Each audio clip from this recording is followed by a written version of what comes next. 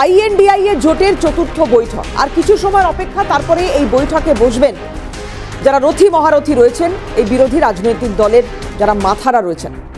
কিন্তু যেটা প্রশ্ন উঠছে যে এই জায়গায় দাঁড়িয়ে মমতা বন্দ্যোপাধ্যায় গতকাল দাবি করেছেন যে বাম বা কংগ্রেসের সঙ্গে জোটে ওনার কোনো আপত্তি নেই।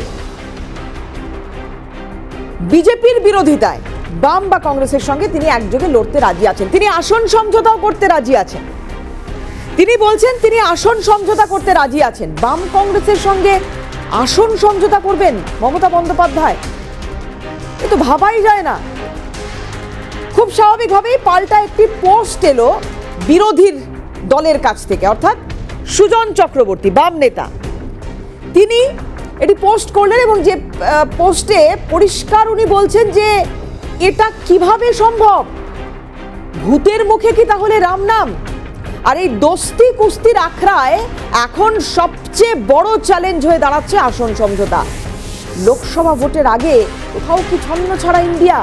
একদল বলছে আসন সমঝোতা করতে প্রস্তুত, আরেক দল সেটা আদৌ মানবে কিনা সেই নিয়ে প্রশ্ন থাকছেই। চতুর্থ আইএনডিআইএ বৈঠকের আগে আরও কি ঘোট পাকতে চলেছে, নাকি শেষ পর্যন্ত ফর্ম হবে একটা বিরোধী জোট, সেটা সময়ের অপেক্ষা। মমতা বন্দ্যোপাধ্যায় গতকাল যে বক্তব্য রেখেছেন এই আসন সমঝোতা সম্পর্কে খুব গুরুত্বপূর্ণ এবং তাৎপর্যপূর্ণ। কি বলেছেন শোনাবো আপনার।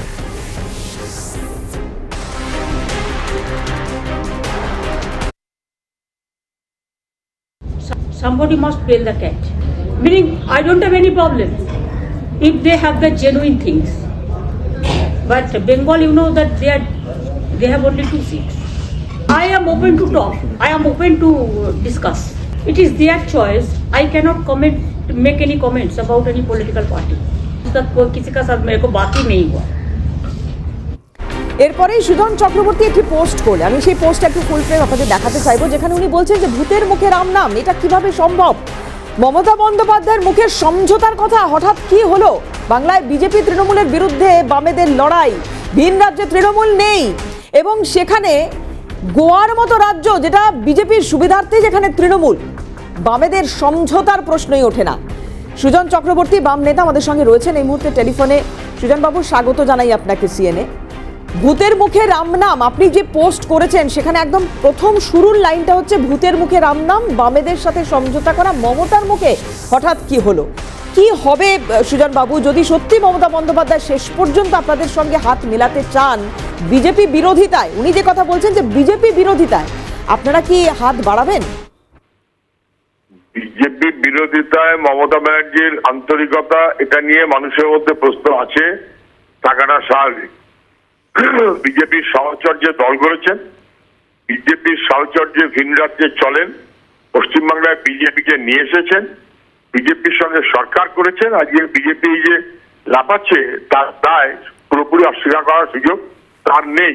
তার চেয়েও বড় কথা হচ্ছে, আরে উনি তো লাল ঝান্ডা যেন কোথাও দেখা না যায়, উনি আর শুভেন্দু মিলে তো সেই প্রকল্প নিয়েই চলছিলেন। এখন বুঝেছেন যে তাদের লাভ হলো না, সেই কারণে পাকের মধ্যে পড়েছেন, পাকের মধ্যে ইচ্ছা করেই পড়েছেন, নানা দুর্নীতিতে ডুবেছেন।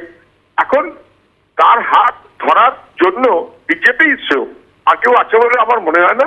উনি বিজেপির আশপাশে থাকুন, জোটের বৈঠকের পর উনি বিজেপির নেতাদের সাথে দেখা করবেন, প্রধানমন্ত্রীর সঙ্গে সাইডলাইনে মিটিং করবেন, কি আলাপ আলোচনা হলো নিশ্চয়ই ওখানে পারস্পরিকভাবে প্রধানমন্ত্রীর সঙ্গে বিনিময় করবেন, ওনার ব্যাপার। উনি তো আর রাজ্যের স্বার্থে যাচ্ছেন না, তাহলে অফিসার থাকতো, তাহলে কাগজপত্র থাকতো, উনি দলীয় কাজের জন্যই প্রধানমন্ত্রীর সঙ্গে দেখা করবেন। ফলে উনি চলুন ওনার মতন, অসুবিধা কি আছে? বাংলার বাইরে তৃণমূল নেই, সমঝোতা প্রস্তুতই নেই, সুযোগই নেই।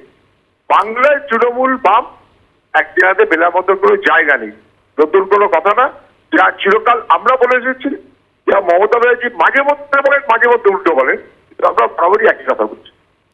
কিন্তু সুজনবাবু, যখন মমতা বন্দ্যোপাধ্যায় একটা হাত বাড়াচ্ছেন, সমঝোতার কথা বলছেন, সেই সময়ে আপনারা যদি পিছপা থাকেন তাহলে তো এই জোটের ভবিষ্যৎ নিয়েও প্রশ্ন উঠে যাবে। উনি এখন হাত মেলাবার কথা বলছেন যাতে বিজেপির সুবিধা হয়, উনি হাত মেলাবার কথা বলছেন যাতে বিজেপির সুবিধা হয়, যাতে তৃণমূলের বিরুদ্ধে ভোট সেইটা বামেদের পক্ষে না এসে সেটাতে বিজেপির দিকে চলে যায়। কেননা বামেরা যদি তৃণমূলের সঙ্গে থাকে বা তৃণমূল যদি বামেদের সঙ্গে থাকে, তৃণমূল বিরোধী অবস্থানের সুযোগটা একা বিজেপি নেবে, তাতে বিজেপির সুবিধা হবে। উনি সেই কারণেই বলছেন। সুজনবাবু, শেষ প্রশ্ন আপনাকে। আগামীকাল প্রধানমন্ত্রীর সঙ্গে একটি গুরুত্বপূর্ণ বৈঠক রয়েছে মাননীয় মুখ্যমন্ত্রী, এবং আপনি ইতিমধ্যেই সেই অভিযোগ করেছেন যে আগের দিনের বৈঠক কি হচ্ছে সেই নির্যাস প্রধানমন্ত্রী পর্যন্ত পৌঁছে যেতেও পারে, এরকম একটি আশঙ্কা প্রকাশ করছেন আপনি। এটা যদি একটু আমাদের সঙ্গে শেয়ার করেন বিষয়টা। না, যেতে পারে কেন, আমি বলছি যাবে।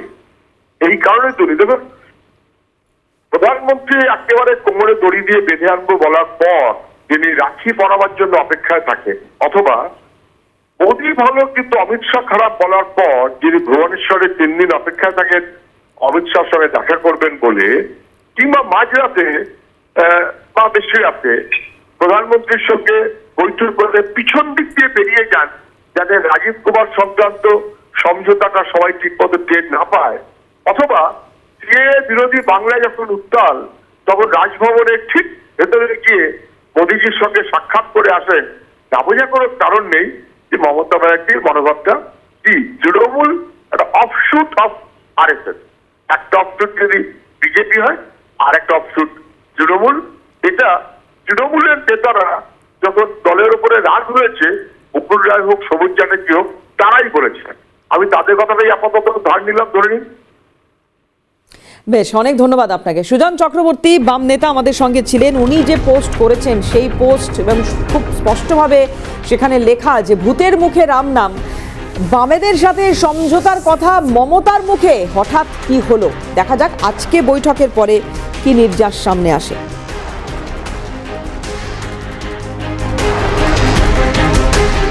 আজকে আলোচনা এগিয়ে নিয়ে যাব।